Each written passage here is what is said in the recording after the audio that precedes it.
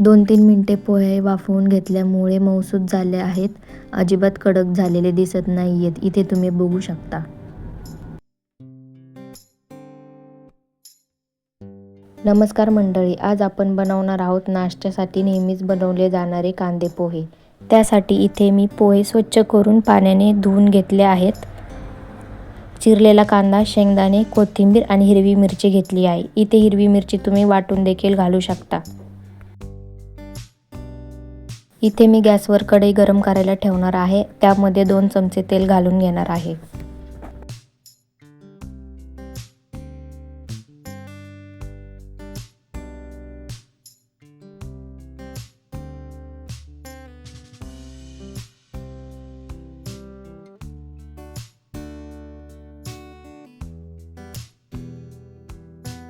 तेल गरम झाले की त्यामध्ये शेंगदाणे टाकून खरपूस होईपर्यंत भाजून घेणार आहे.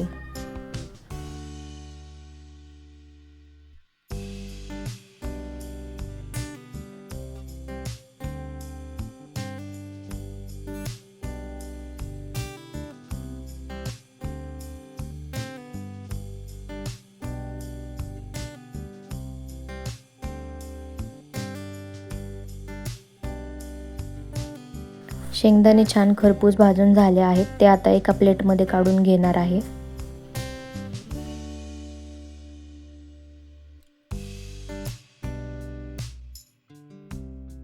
त्यानंतर फोडणीसाठी तेलामध्ये जिरे, मोहरी टाकून घेणार आहे.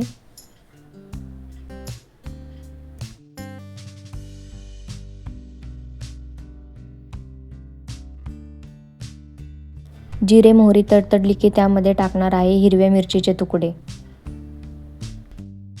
मिरची भाजून झाली की त्यामध्ये टाकणार आहोत चिरलेला बारीक कांदा.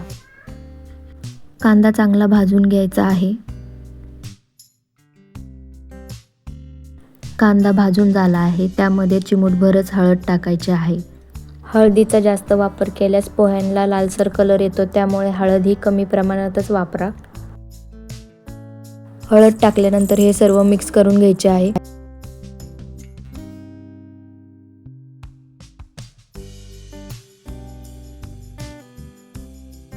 कांदा चांगला परतवून झाल्यानंतर त्यामध्ये घालणार आहे भिजवलेले पोहे आणि त्यानंतर ते चांगले मिक्स करून घ्यायचे आहेत.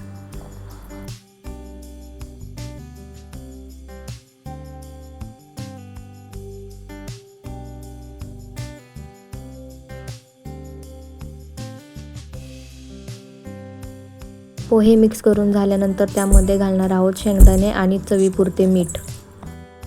मीठ घातल्यानंतर पोहे चांगले मिक्स करून घ्यायचे आहेत. तुम्हाला आवडत असेल तर यामध्ये थोडीशी साखर देखील घालू शकता, त्यामुळे पोह्याला छान चव येते.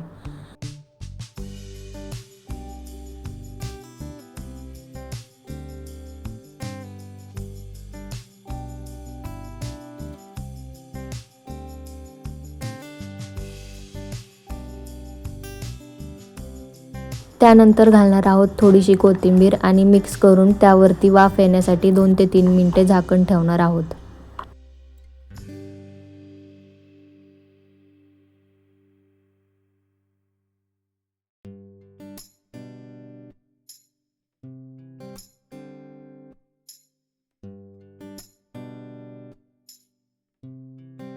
इथे बघू शकता, पोह्यांना वाफ दिल्यामुळे पोहे छान मऊसूत झालेले आहेत. अजिबात कडक झालेले नाहीत.